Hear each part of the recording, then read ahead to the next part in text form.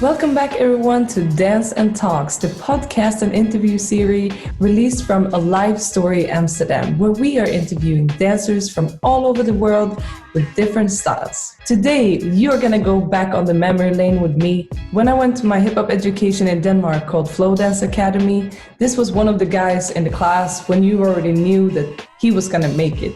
Now, I haven't seen him for 10 years, and I heard that he has been background dancing for a bunch of artists, moved out of Denmark, and much more. We're going to interview no one else than ANDERS Deeno.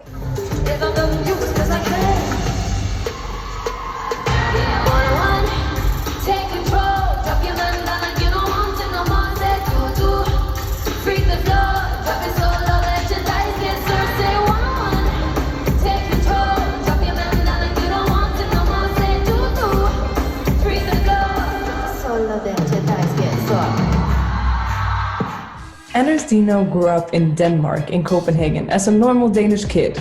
Computer gaming, basketball playing. After a while, he found the style C-walk and became really good at it. Later on, he went to LA a bunch of times, and after that, he took a chance and moved to London to pursue his dreams. Before we get started with this interview, you already know what to do. Hit that like button, comment below, share, and don't forget to subscribe so you don't miss the next episodes. I can also tell you that we are live on iTunes, Spotify, and a bunch of other places where you find podcasts. Don't forget to check out our Facebook page at livestory.official to see all the interview videos. Now, let's get it going. Welcome, Anders, aka Deeno, to this interview. Cheers! Thank you for having me. So yeah, for the people who don't know, we haven't seen each other in almost a decade. We went to the same class at Dance Academy in Copenhagen, Denmark. You know how it is when you go into a class and you just know that somebody will just go for it. And that's how I felt with you. Like, I just felt like you were the one who was actually gonna go for a career in dancing out of all of us. Oh, thank you. And it seems like you made it. Hey. Well, thank you so much. That's a really nice compliment. I mean, I just think I'm very goal-orientated person. So if there's something specific I want to achieve or do, there is nothing. I'm not stopping till I achieve that specific thing. And I actually didn't even realize I was like this until I started looking back at how far I've come, and I'm like, why am I still going? You know, I've went through all these obstacles, ups and downs, but I'm still going. I don't want to quit. And then I think I realized that if there's something I want to achieve, I will achieve it eventually. And I think that's why I'm still going strong now, because, you know, this is what I want to do. And this is the dreams I've had since I was like 15, 16. So yeah. Yeah. And I mean, right now we're all locked in. Where are you locked in at the moment? I'm in Liverpool with my girlfriend in her house, which is great because we get to spend every day together. We get to train and dance and just you work in our relationship, which is really amazing because we've been together almost 6 months now. So we met on the last tour I did, the Little Mix tour. We met on that one. She's a dancer as well. Met on that tour, and then when you're on tour together, it's just you just come closer so much quicker because you spend every single day together, and it's just been nice to carry that into the whole lockdown situation. I'm up here, Liverpool. So before the lockdown, you were basically going on tours. You are a professional background dancer and have been for quite some time. Yeah. Let us go back into before it started. Basically, we went to Dance Academy 2010. You also went the year before me as an extra startup year. Yeah, like the last 3 months, I think, of that year, I joined in. Then we did the whole year together. Yeah. Yeah, and what I remember from you was basically this look-alike Justin Timberlake NSYNC type of dancer who was mostly into hitting the choreos, maybe not so much into freestyle battling, but actually more into the choreo scene. Yeah. But how did you start with dance? How did dance come into your life? Um, well, I've never been into any sort of, I never played instruments. I've never danced. I never had any ability to dance when I was younger. I used to play basketball, which was my only like main thing of movement that I really loved. Um, but yeah, I was just a computer kid. I played Counter-Strike all day, every day. And then that was back when YouTube, I think, just started, like back in 2000, maybe 8 or something, when YouTube just became a thing. And you can go online and see all these videos. And back then, C-Walk was this big thing. And I remember me and my friends from my class was like, yo, we need to learn this shit because this is cool. So then we would learn that, and I would go home, and I think I just started practicing way more than the other guys. And I was like, this is nice, this is cool. And I got excited about the fact that I could get better and grow within this thing. And then there was this online platform called Seawalk.dk, where all the Seawalkers in Denmark, you know, we talked and sent in videos and battled online and stuff. And then every like once a month, every 2 months, we would all meet up and just jam and Seawalk and make this big long video. So yeah, I became really good friends with a few of those guys that I met every month. And we started just taking the Seawalk to another level and became like the best guys in Denmark. And then we were like, yo, let's try something else. And we found this dance school, well, Hot Stepper, and started taking popping classes once a week there. And I got hooked onto that. And then, because they knew I did Seawalk and I was really good at it at the time, they offered me a teaching slot. I think it was every Monday night. And I was like, yo, of course, because I knew that meant I was going to get free classes. And also, of course, it's work, so they offered me money. And I remember the fee, and I was like, I'm going to make this much money from teaching an hour. I was like, oh my days, this is amazing. So I did that, took all the classes I could, and then started dancing at home, more like hip-hoppy stuff. And then that's around the time I finished my 10th grade, was going to go on to gymnasium.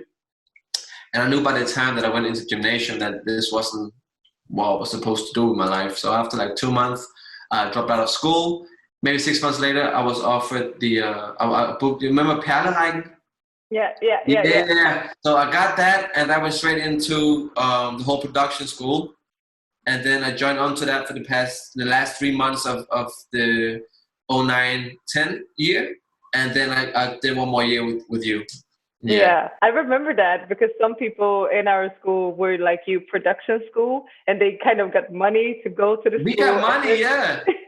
And then it was us not from Denmark who had to pay to be there. And I think that some people took really an opportunity, like saw it as an opportunity, like you really saw this as like, okay, I'm getting money for this, I'm going to give it my all. Yeah. We went to the education. I know we got a lot of basics and a lot of styles during that year, but what did you do afterwards? Because just to go to an education doesn't promise you any job. Yeah. Where did you go afterwards? Well, so first of all, I would say that because of all the foundation we learned on that education is one of the main reasons why I'm still a working dancer today, because it stuck with me. The way it was indoctrinated into us, the way we were drilled, house foundation, popping, locking, crump, hip hop, top rock, up rock, jazz, wagging, voguing, everything was just drilled into us. That is still with me today. Even though I don't practice crump, I don't practice my housing as much as I should, but it's in me. And I think that's why I made it this far. So that's just a shout out for great teaching. Anyways, well, when I finished education in like June 2011, I think 2 days after that, I went to LA for 3 months with one of my good friends, Thor. Went there for 3 months just to train. Then came back, and I think I just started teaching a little bit more. It was still like late 2011. Started teaching a little bit more. 2012, went back to LA again for another 2 months.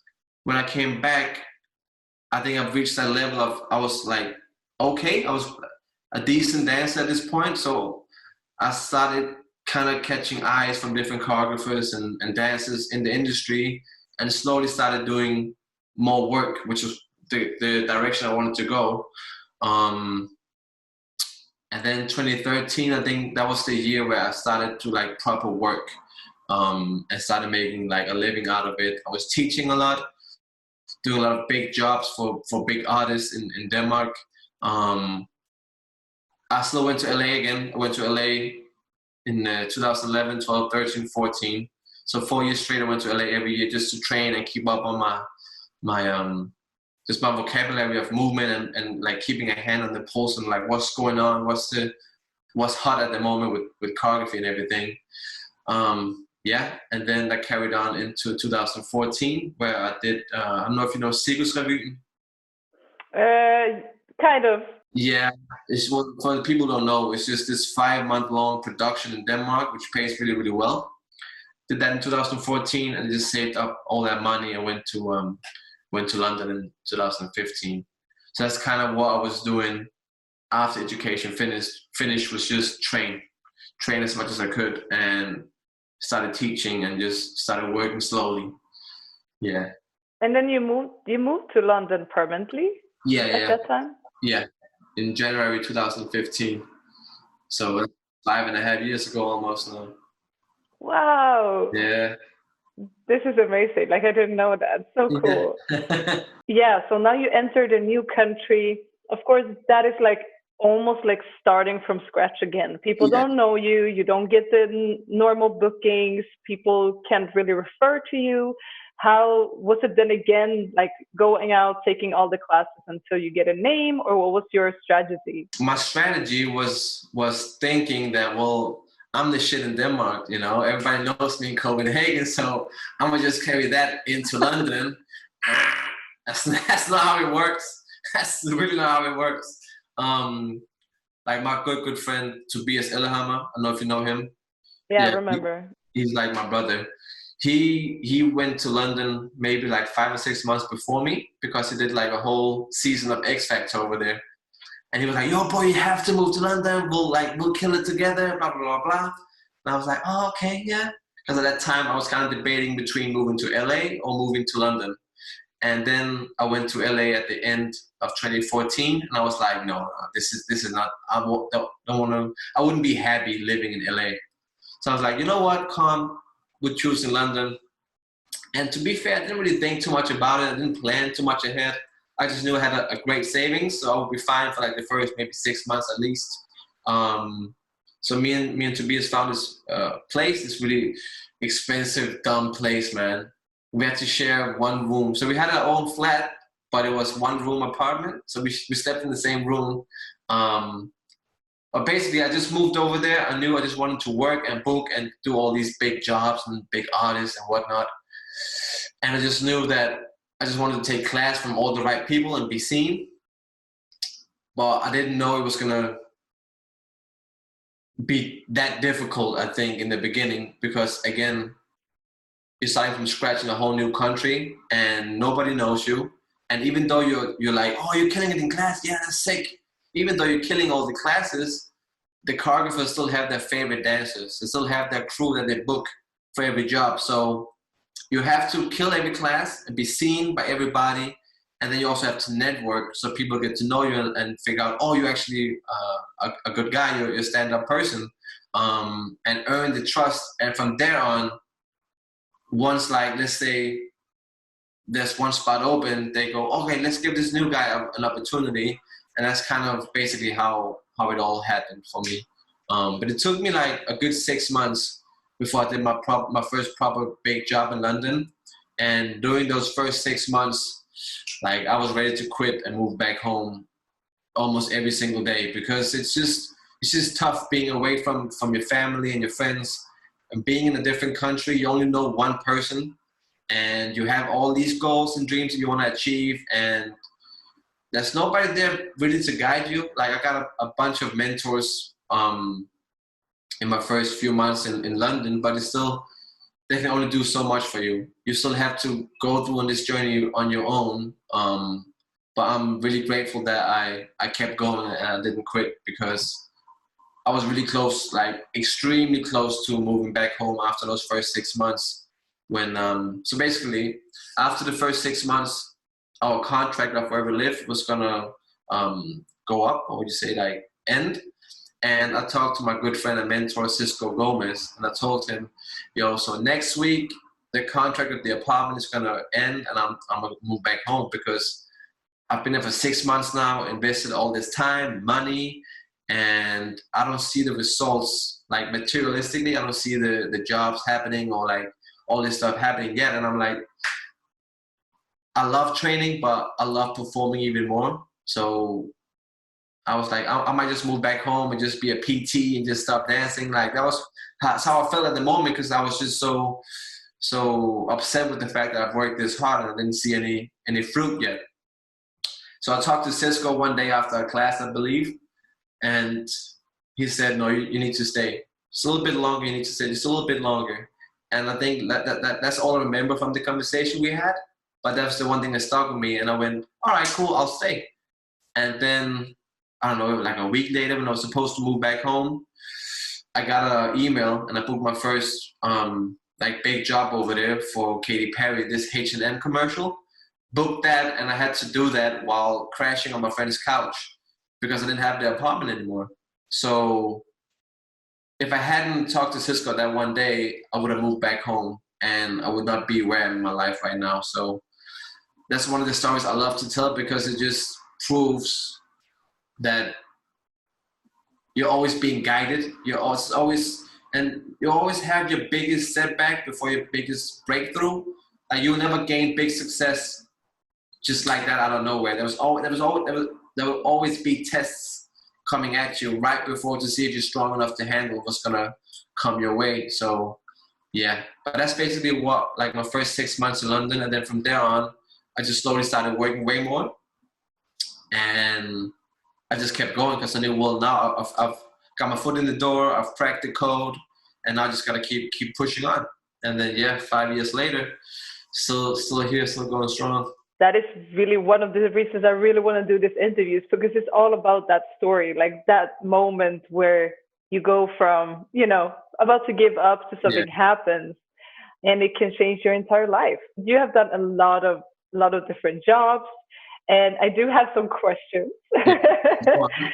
So your first dance job in London was for Katy Perry.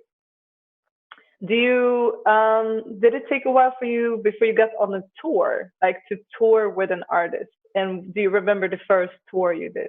Well, so basically within those first 6 months of living in London, I was booked to be a swing. You know Medina, the Danish artist Medina? Yes. Yeah, so I was booked to be a swing on her tour. So I flew home from London for like 2 weeks, I think, flew back home, had rehearsals, learned the whole tour set, and then I did the first job and last job of the tour, which were like 3 months in between. So I went there, did the first job, flew back to London, trained, and then came back. So that was kind of like my first job tour, but I don't really count it because it's not international. It's not like, it wasn't booked over here. So the first tour I did in the UK was with Peter Andre, Mysterious Girl, Wanna Get Close? Yeah, this guy. So he had a UK tour, and in the beginning, in February, March of 2016, and he didn't have any dancers on it. He just had his band and his DVs. But then, because the O2 Arena was towards the end of the tour, he wanted to add 2 dancers to the last 3 shows of the tour. So me and this other guy got booked in the day before. We learned 8 numbers in 4 hours. Went back to the hotel, trained. Next day we had the show, went well, we killed it, went out to party, went back on the tour bus like 3 in the morning, took the bus to London, and then we performed at the O2 that night. We learned the whole tour like 2 days prior. So that was like my first UK tour, but my first overall complete tour experience, like from start to finish, being a part of the whole process, was in 2018 with Kylie Minogue on her Golden Tour. And that was a really big moment for me because I did my first Kylie job in September of 2015. And then towards like summertime of 2016, I did a few jobs with her in Singapore, in Italy. We did some stuff in London. And I was like, okay, I need to tour with her. Her next album, I need to be on that tour. And that was in 2016, I said this. And the tour didn't happen till 2 years later, 2018. So for 2 years straight, basically every single day, all I could think about was that tour. I would check maybe twice a week. I would go on Google just to see like Kylie Minogue, new album, no, nothing yet. Okay, cool. Moving on next week, checking again, new album, no, nothing yet. Because, you know, as a dancer, we don't get told until like, you know, a few, hey, I'm lying. I skipped the tour. I'm sorry. I skipped the tour. Well, that was my first UK, like the first tour I booked in UK. My first proper tour was with the German artist Helene Fischer. She had this big stadium tour in the summer of 2018, so right before the Kylie tour. It was actually on that tour that I was asked for the Kylie tour. So I basically just went from that tour to the other tour. And then we finished the Kylie tour. We had a leg, like 3 weeks in Australia in 2019, in March. I came back to London from that, had to move into a new apartment. And then a month later, I booked the Little Mix tour. So basically this past like two and a half years, I've been doing like basically back-to-back tours, which is basically what I wanted to do back from Flow days. All I could think about was just, I want to be like the dancers on Justin Timberlake or Usher tours. I want to just tour. So yeah, it's just great that the hard work and the persistency and that the fact you keep going pays off, you know? Yeah. And so what would be like one of your funniest tour memories? Because I know like the dancers, they're sometimes squished into buses or, you know, they all have to live together and there must be so much fun time. Yeah. Do you have any like golden memories from a tour? I mean, that's a lot. And it's well, I'm gonna tell one story that's funny, but I think it's so much happens when you're on a tour. Especially if you're on the road. So if you're not staying in a hotel every night, if you're sleeping in the tour bus, then you wake up in a new city or even a new country. You go to the venue, you shower in the venue, you maybe go around the city for a few hours, and then you go back, have a show, and jump back in the bus, you know, get drunk or whatever. So you just live in this life where so much is happening. So it's difficult when it's over to like pinpoint exactly what happened when or where, or which show did this happen or which city. So, but one thing like that happened was when we flew to Australia with Kylie, we landed in Sydney at like 7 in the morning. And this was in February, which means that's summer in Australia. So it was hot. And I didn't know they don't have an ozone layer in Australia. So the sun is coming straight down at you. There's no protection. I didn't know this, right? So we land in Sydney, 7 in the morning. We go straight to the hotel. We shower, we eat our breakfast, and then we go straight to Bondi Beach. You know, and I'm a white, pale guy. I'm white, okay? You're Danish white. I'm white. I've caught a tan in this lockdown, but otherwise I'm really white and pale. So I brought this SPF 50 sun cream with me. We come to the beach, you know, I'm there, bang, making sure all over it's covered, but for some reason, I've never seen anybody sunscreen their feet, right? Like, who does this? So I'm like, I'm gonna just leave my feet because either way, I'm always in the sand, walking around or, you know, dipping in the water of the beach. So I'm just leave my feet. Everything else, bang, covered. All right, so we at this beach for like 4 or 5 hours. From like 11 till maybe 3 or something, 4. And then, because I had to teach that night, so I'll leave a little bit earlier before the other guys. I come back to the hotel, and I take a shower, and I'm like, shit, my feet are burning. And I look down at my feet, and they are red.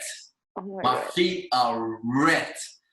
And I had to teach in like 2 hours. So I'm trying to put my shoes on, and my feet are all like wrinkly and red and just burns. So my feet was like that for the whole tour in Australia. But yeah, But that's just what happens when you just wait. And one of my friends almost drowned at Bondi Beach because I bought a ball and I threw it out to him and we threw it back and forth and then I threw it out a little bit too far and he swam out to get it. And the underwater currents are so strong out there that if you go too far out, it's just gonna grab you. So when he got the ball, he tried to swim back, but he couldn't. He was just there, just treading in the water. He didn't move anywhere. We were like, "Yo, bro, come on in, man." He was just there. Nothing was happening. We were like, "Yo, this is not right." So then the Coast Guard came in their car like, "Yo, you can't swim here. There's a sign right there." And we looked behind us, and where we put all our bags and shit, there was a big sign saying "No swimming." And of course, 8 foreigners, we didn't see that damn sign, man. But he got saved. Everything's all right. But so yeah, within like the first couple of hours of being in Australia, I burned my feet and he almost drowned. So that's amazing. Memories for life, man. Yeah. Memories for life. And I can imagine like you having this, like so many different cities, so many different, bus times or whatever. What would you say would be your craziest stage moment where you like, I can't believe I'm here? Right before on the Kylie Minogue Golden Tour. So before the show happens, it's just like the lights are on in the whole venue, so people can find their seats or whatever. But when the house lights goes down and like the music starts playing, we wore in-ears, but I didn't wear my in-ears like for that moment. And the scream that was in that arena, the moment the house lights went down, it was just so overwhelming. And it just gives you that, oh my God, like 20,000 people is out there and I'm performing with, one of the biggest artists of the world. It's just, even now, I get goosebumps, but it's just stuff like that, because when I'm on stage, I'm in my zone, I'm doing my thing, and I'm doing what I'm supposed to do. But I think it's more like when you're either off stage or before the show happens or after, or like doing a quick change, you have time to actually think and take in and look at the audience and just, so I think it's moments like that. And that's one of the moments that stuck with me, just how loud they were in Manchester. Yeah. Wow. And I mean, there must be so many fans and there must be a lot of people, like dying, in the front of the stage. And even though they're there for Kylie Minogue and not you particularly, have you ever seen something really crazy up in like the fans? Have it ever happened, something weird there? Well, there was this one thing so basically on the whole Kylie tour, there was these 2 guys front row on every single show, especially in the European leg. These 2 guys was front row in the center every damn show. And which is fine, like there's so many fans who diehard fans who goes to every single show, which is great because they're like, yeah, they love it so much. But these 2 guys was just front row on their phones like this. Okay. Like they were taking notes of the show. That's the feeling we got from it. And when you're front and center, that's the first thing we as a performer, you see that and you feel the energy. So every night we had these 2 guys there and it was just oh my God. dead. Like, why would you go there? And then you look at the people right next to them who's maybe the first time seeing the show and they're just like, yo, Kylie! They're crying, they're loving, and then 2 guys next to them are just there taking notes, or she's wearing a different dress today, or blah, blah, blah. So when we came to Australia, we were actually like, for the first show in Sydney, we were like, if these guys are here, I'm out. I'm taking the first plane back because fuck that shit. There was one night in, I don't know if it was in Brussels, but there was one night, maybe it was Paris, but we couldn't see them. They were in front row. We were like, where are they? And then we saw I think there was 2 shows, but one show they were all the way in the side. We were like, yes. And then another show, I think maybe it was in London, where they were like 2 rows in between each other, so they weren't even together.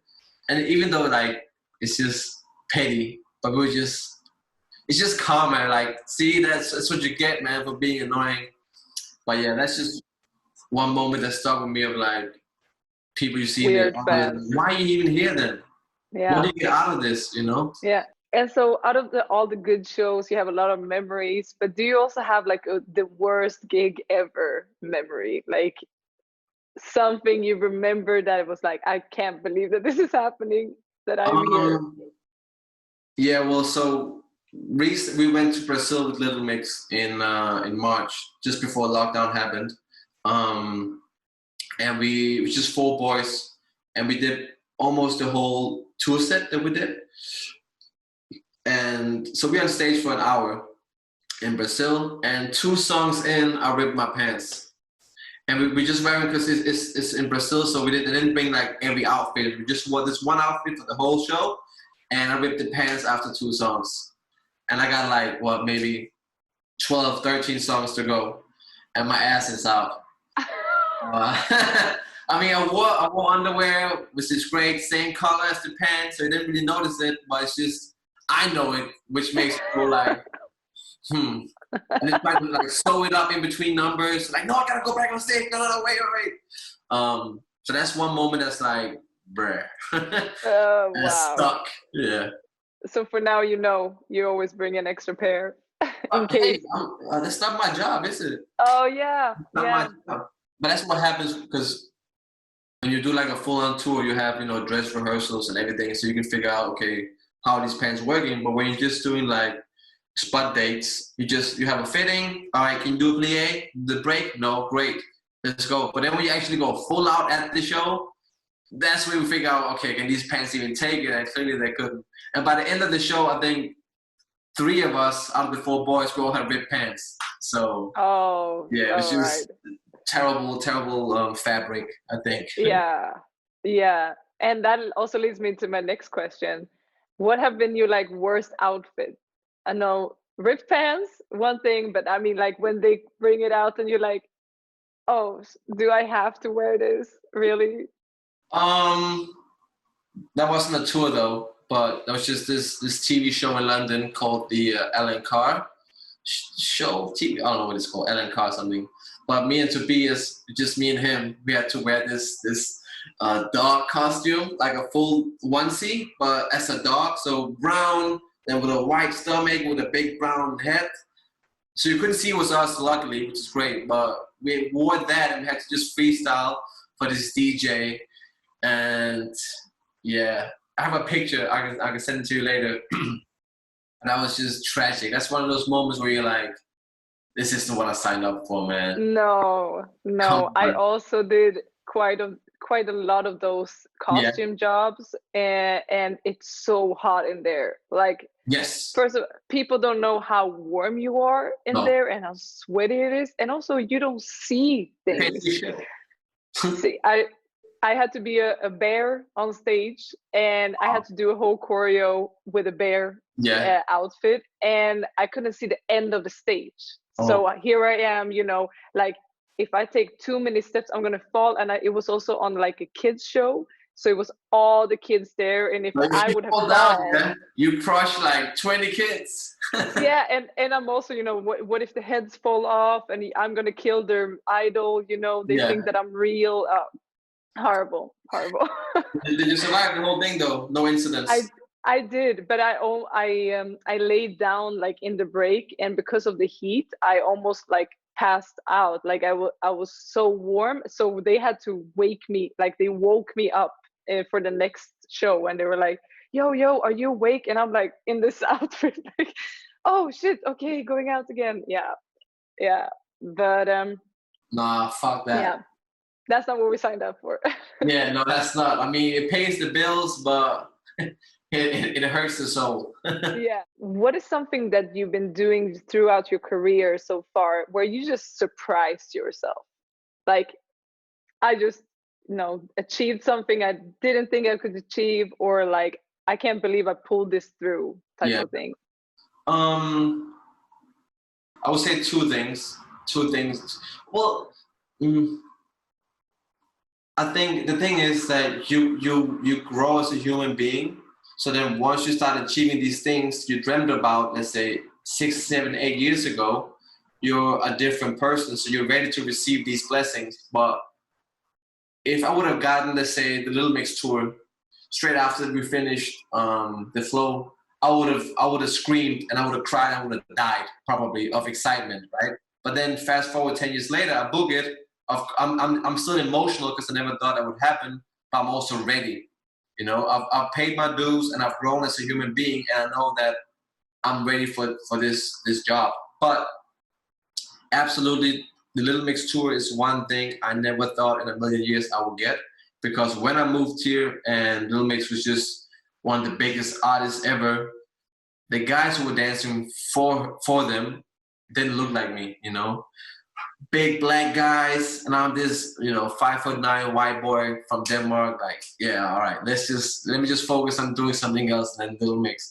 So the fact that I actually got to do a tour with them and work with them and still be in their camp is just so surreal to me. So that's definitely one thing that blew me away. And the fact that I did an amazing job on the tour, because one thing is you get the job, but also how you're executing every night. You have 40 shows in fucking 3 months. It's a lot of hard work. So coming off stage, and if you have friends or whoever is there and they go and like, you killed it, you were the best on stage, blah blah blah, that makes you go, okay, so that means I was supposed to be here. I deserved it. I deserved it. I worked my ass off and I paid my dues, but I was also ready. I was good enough, and I'm that dancer who's supposed to inspire the next. So people come to London now, whatever, let's say they see me and like, oh, I want to be like that. I don't know if I can be that person. But if you give it time, that could be you, So definitely that's one big thing. And then in 2016, after the Peter Andre tour, I in Amsterdam actually, I did Dance for 2.5 months. I don't know if you know that the TV show you guys have over there. No. I don't watch any Dutch TV. I'm one of those. But have you heard of it? I think I mean it is a TV show, but I don't know exactly what it's about. No. That's fine. That's not even. But I just remember booking that job, and I was so excited. I didn't really know exactly what I signed up for, but we had for 2.5 months. We rehearsed 12 hours every day. We were in the studio for 12 hours, and then we had to go to and from the studio for like half an hour to an hour, back to the hotel, share a room and share an apartment with other people. And I'm a Scorpio. I like my alone time. Me too. There we go. High five. Honestly, as a Scorpio, you need your alone time to recharge and have energy again. So for 2.5 months, it's lovely people, but you're with the same people every day, 24/7, and we had to learn in total like 50 something numbers, I think. So the fact that I pulled that off, I'm so proud of myself. I remember leaving that job being like, I don't want to do that again, just because it was so draining. But I know I will never again be in a position where I can't do something because I pulled this off. So I think that job made me realize how strong of a dancer and human I am. So that's just a moment that I'm proud of, for the fact that I didn't, because a lot of people on the team were like, they went down, they still did the job, but they were crying, they were going through it. And I felt the same way, but I still, pushed through. So yeah, proud of that, especially that for Scorpio, you don't get your 1 hour a day to be alone that's tough. Yeah, and also we are hard-headed and stubborn, right? So if we're getting pressured, we just want to have it our way. I know that being in a crew for 5 years, it's a strong forehead right here. But actually, that was also one of the questions that I wanted to ask. Like, in London, are you like signed to an agency? Are you a part of a group, or like, because I have never really seen you as like a crew dancer. Like, do you have you had a crew the last years? No. Never had a crew. I mean, I have a crew of friends, like just people I hang with, but I don't have a dance crew. But I have dance agents over here, which are the people that book me out for jobs. And most of the times you get on a job and you know the other dancers as well. So it's just, that's how it works over here. And then through that is how you build, you know, more friendships. Or like, let's say you do a job and your opposite is like, you know, you're getting on really well, you're killing it together, and then people might start booking you two as a unit, like, because you're great opposites, if that makes sense, you know. But no, not a dance crew. That's not really, it's never been what I wanted to do, you know. But do you still have to audition for every single job, or is it different when you are actually a male dancer? Because that is also something I've been wondering about, since there's way more females. Do you kind of get like, okay, we have this job, the agency know who you are and you get it, or do you have to audition every single time? Both. So especially in the beginning, you have to just go through everything, every audition, because before the agency knows who you are and knows how you work and everything, they need to audition you and make sure that you're the right person. But once you've done a few jobs with different agents and they know you, know they can trust you, then let's say an American artist comes over and need 4 white male dancers and they only have 2 days of the show. So they don't have time to make an audition. They just go, all right, well, we need 4 dancers, 4 male white dancers. Who we got? We got ANDERS, blah, blah, blah, blah. Okay, we trust ANDERS, we trust blah, blah, blah. Let's book these 4. Are they available? They're available, booked, you know? Because it's a lot of time for the agencies and the creative director, the producer, director, whatever choreographer to have auditions every single time. That's only when they have either big productions or when they want to see fresh faces. But most of the time it goes by, you know, who they know, who they already have in their books. But yeah, that's how most of my jobs been, through me paying my dues, and then they know who I am and they just book me. But for example, the Little Mix tour, I knew the choreographer really well, worked with him a lot, but the Little Mix girls still had to make sure that they got the right people. So I still auditioned for that and got it that way. I actually, before this interview, I asked on the internet, like, what would you ask a male background dancer? Yeah. And one of the questions were, do you have to wear as little clothes as the girls on auditions? No. So no. No. I've seen some girls wear some really interesting choices for auditions. I've seen, I think this was in LA, audition for back in 2012 for Lady Gaga, just for fun, because I couldn't obviously do it. I had no visa, but I just wanted to go and experience the audition. It was like 2,000 people there. But there was this one girl who wore like a full fish stocking outfit, which is, you know, fish stocking is see-through. Then all she wore was just like a star on her nipples. That was Yeah. it. I think she wore like a thong as well, but it's just, you know, to like, you stand out that way, you know. But to go back to your question, most of the time, no, you can just wear whatever you want to wear. Mostly it's like they say wear black. But if, let's say, you make all the cuts towards the end, 9 out of 10 times they want to see you topless. So at some point you need to be without a shirt on, where girls most of the time just wearing hot pants and a top, and that's it throughout the whole damn thing. But so there is still like a part of, you know, being a male dancer that, yeah, body matters. Oh, absolutely. Like, if you're going on tour with a female artist, they need to make sure that the guys behind them look, you know, masculine and sexy and tough, because you have to appeal to both audiences, right? So if you have this sexy female singer on stage, all the males are gonna be like, oh yeah, I'm gonna go see this show because she's an amazing singer and she looks hot, right? But then all the females also wanna go to listen to her, but also wanna look at something pretty, which is the male dancers. So for any male dancers out there listening, hit the gym. Never skip the gym, especially in lockdown. You should be working out every day to make sure that when you leave this lockdown, you have a 6-pack and you're ready to book all the jobs. All the jobs. All the jobs. Yeah, and another question was also a little bit the same theme, was if you personally think that agencies are harder on females than on male dancers. Well, as a male dancer, I wouldn't know, really. Yeah. You haven't seen, like, you know, females getting used or anything?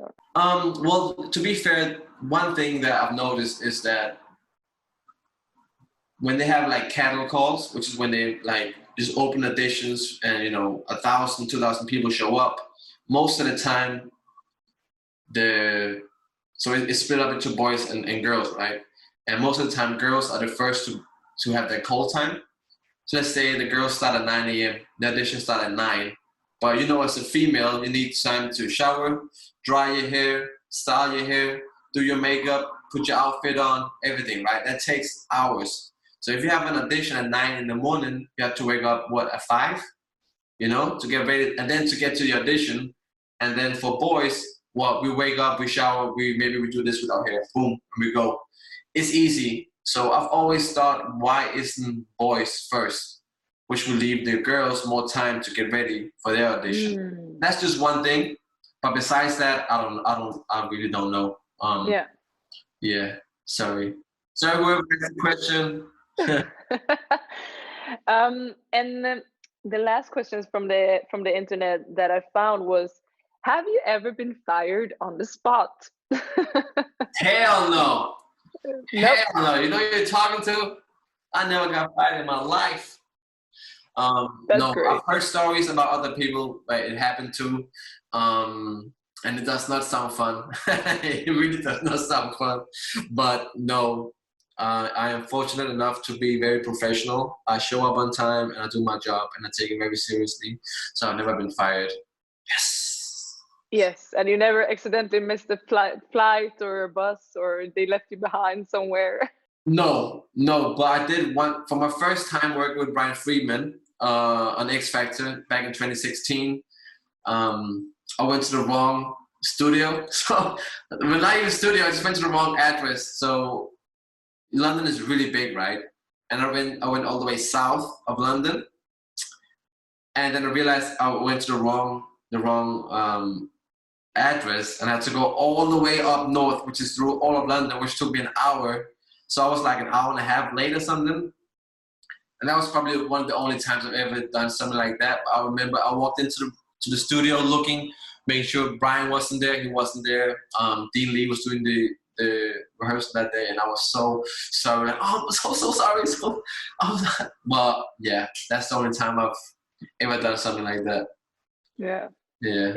You can't really, because again, I've heard so many stories about people who miss their flight, or after a show you get drunk and you sleep through your alarm, you miss your flight back to London or wherever, and I'm just not that guy, because that's all it takes for a choreographer or agent to not book you again, and this is my job, this is my living, so I would never put myself in that position of screwing myself over. Yeah, and talking about that, this is your life now, but it will be hard to have it forever. So do you ever do you feel like, okay, I got this many years left in this type of industry and then I want to do X, Y, and Z? Or is it just, I'm gonna just push it as long as I can and then I take it from there? Right. I think it's like a mixture, because I think the industry we are in and the lifestyle we're living, if you're already thinking about what's next, then you're not enjoying where you are. And we've worked so hard to be successful within this difficult industry. So for you not to be present and enjoy every moment, it's just you taking the piss out of yourself, right? But as a clever human being, you should still plan ahead and be like, okay, well, what is my plans in 5 or 10 years? And I'm 100% sure that I still got at least 5 more years in me, touring, dancing, because my body's great. I'm 27 and my body is better than ever. I feel great. I take care of it every day. So I know that my body's gonna take care of me for at least the next 5, 10 years of dancing. But I love teaching, always loved teaching educations, programs, places like what we went through, I love teaching people who wants to take their career somewhere. Open classes is fun to teach because of the energy, the hype. If you have your friends are there, they're killing it, that's sick. But I love way more teaching people who are so hungry, who's there at 9 a.m. all damn day, So I want to kind of go into like that direction of just passing on my knowledge, which I've already started doing for the past couple of years, but I haven't focused on it. It's just been in between when I haven't been busy with dancing. But I think that direction is kind of where I'm going. But I will always be in this industry, I think, for sure. But I don't have like a specific thing I know I'm gonna do when I'm 40. You know, I think I'm 27 now, and life has guided me very, very great to where I am now. So I don't see why life wouldn't keep on guiding me for my next 27 years, if that makes sense. You know, because we can all plan, we can all be like, yes, when I turn 30, this is gonna happen, and then 35, this is gonna happen, and then life happens and hits you, and you go in that direction. You thought you were gonna go to the left, but now you go to the right. So I think it's easier if you just let go of the steering wheel and just try and manifest which direction you want to go, and then just go with the flow of life, you know? Because you never know, you know, what's going to happen. No, exactly. I mean, you might get a family one day and kind of have to stay in one place for a while or whatever. Yeah. Exactly. But I think you should never settle for a life you don't want to live. I think you should always work towards a life you would be proud of living, you know?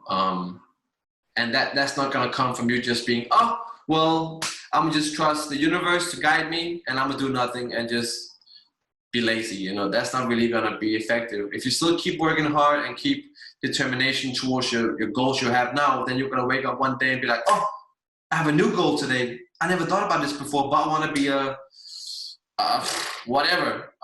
bowling championship master, I don't know, whatever, right? But goals are gonna keep happening in your life, and they're gonna make sense with where you are in your life at the moment of them happening. So if you just keep striving and being the best version of yourself, I'm sure that the universe will take care of you. Yeah, if you like would look back to the Anders Deeno that I knew, you know, 10 years ago, what would you say to him now, you know? So much, man. So much. Because it's just like, especially when I'm doing jobs these days, and I'm thinking like the 17, 18-year-old me would be so blown away, you know, would be so proud of the person he's becoming. I think maybe I'll probably just say, keep doing what you're doing, you know, maybe slow down and just enjoy every moment a little bit more. But besides that, just let him know he's gonna be just fine, you know, and especially for like what we choose to do with our lives. As a kid, 17, 18-year-old kid, you know, oh yeah, I want to tour the world, or I want to dance for all these artists. Like, people around you are not gonna be like, yes, that makes sense, go ahead, you know. So 10 years later, be in a position where everything I said I want to do, everything has happened. It fills you with so much pride of your determination, and pride in the fact that you kept going. You didn't just, oh, well, everybody else thinks this is dumb, so I'm gonna just quit. But you know, you worked your way through that and just kept going, and just kept an open mind, and just, you know, saw what happened. So I'll just say, yeah, I'm proud of him for having the balls to even start this journey, you know? Yeah. What would you tell yourself 10 years ago? T-zer, crumping T-zer. Oh my God. I would say crumping is not gonna work you into any type of career. You pay the bills. Yeah, no, I mean, I went on with the dance hall quite a lot, and after Flow, I started to take the dance hall like more seriously, and I started to compete more. So I think 2016, I was definitely on my peak. Yeah. Where I came second in Street Star. Oh, sick. Yeah, so that's I was on a roll, man. Yeah, 2015, 2016, I was competing a lot in dance hall and experimental. I just wanted to be out there. I went to Jamaica a couple of times. And for training or for competing? Yeah, for training, just to understand the culture, because dance hall, you know, it's a own world. But then I haven't been battling so much the last year because I became a host. So I discovered that, hey, I'm also good at hosting. So it didn't stop me from dancing, but it definitely made me like, you know, instead of standing and being annoyed of hosts that wasn't energetic enough. Yeah. I just one day like, you know, if you just give me a chance, I think I can do this better. And then kept on booking me to the biggest events. That's what's up. Then Kizomba from this African tango style from Angola just blew up in Europe. Competed, we started competing in it last year, and came first place and second place in the Netherlands. In your first competition. Yeah. That's incredible. Congrats. Yeah, thank you. Come on, man. This is the universe guiding you. You know what I mean? Exactly. And it just kind of feels like, as you say, like when you follow your heart and you're like, oh, but you know, I think that this is fun. And then suddenly you're ending up being booked. And I never thought that was going to get me the shows around the world that I did, but it was through Kizomba of all styles. Kizomba. I don't even know what it's a YouTube. I don't know what that is. Yeah, I can send you some clips. Please. Yeah, it's very sensual, man. Okay. You know, it's that scorpion side. Passion. That's what's up. Why do we call you Deeno? Where did that come from again? Well, I don't really remember. So I remember, back in 8th grade, this girl in my class started calling me Deeno because she thought I looked like a dinosaur. I don't know. I have no idea why she thought I looked like a dinosaur, but I like the name, you know, because my name, Anders, well, in Danish is Anders. It's not a name you make a nickname out of. It's just, you just say the name, you know? It's so common. You know, it's so common, and you can't really get any, like, cool nicknames out of the name. So when she called me that, I was like, yo, that's a sick nickname. I'm a stick with that. And then, I don't know, maybe a few months later, like I explained, that seawalk.dk website came into my life, and I had to have a profile name. Guess what it was? Deeno, it was. Deeno. And then it's just coming over here. I've just used it as like my stage name, my professional name, Anders Deeno, because it just it's more catchy than Anders Nilsson. You know what I mean? It's just a little bit more, you know, catchy. So it has a bit more oomph into it. Yeah, you know, so I just stuck with that since, and it's I actually never really I don't know. It's funny because we just accepted it. Like I never reflected about it. No, but there was a whole period when I was like 16 where whenever I saw people, I would introduce myself as Deeno. Hey, I'm Deeno. Yeah, Deeno. And like I haven't done that since I was 17 maybe. So but yeah, it's still just stuck with, you know. That's how it is. I didn't think I was gonna be introducing myself as T-zer, you know, more than 10 years later. But I'm still that. Well, this has been amazing. Thank you so much for sharing. And, you know, I just want to give you the opportunity to finish this interview. Like, if there's something you want to say, do you want to highlight anything you do? I don't know if you're, you know, teaching online or whatever, but otherwise, anyone you want to shout out, just whatever you want. Well, I just want to say that for anybody listening, that whatever you dream about in life, whatever it is, you can achieve it 100%, whatever it is. You just need to understand it takes a lot of sacrifice. And if you're willing to sacrifice what you need to sacrifice, which can be time, money, not seeing friends, family, travel to a different country, whatever to pursue, if you're willing to do these things, whatever you dream about can and will happen if you put in the work. So if you have a goal, if you listen to this right now, you have this little ball in your stomach, or if you like what I went through, I almost quit. If you have that thought right now, this is your sign to not quit, to keep going. So yeah, follow your dream, because life is too short. Life is what we make it, and if you don't follow your heart, if you don't follow your dreams, then what is life, you know? And it doesn't necessarily have to be dancing for a big artist. Your dream can be being able to run a marathon or open a bookstore or getting a 9 to 5, whatever your dream is, but it should be so fulfilling in your stomach that it makes you happy every day. So I think that's the best way to live your life. So if you have a dream, please go for it, because that's going to change the world for the better. And yeah, enjoy this lockdown, even though we're all going through ups and downs. Enjoy it, because I think it's a blessing in disguise. We're giving the whole planet like a time to breathe. And hopefully if you're in a lockdown with somebody you love, you have time to get to know them better. If not, you have time to reflect inwards on yourself. So just breathe, enjoy life, and yeah. Amazing. Thank you so much. Thank you. Have a good time, and I'll talk to you soon again. Perfect.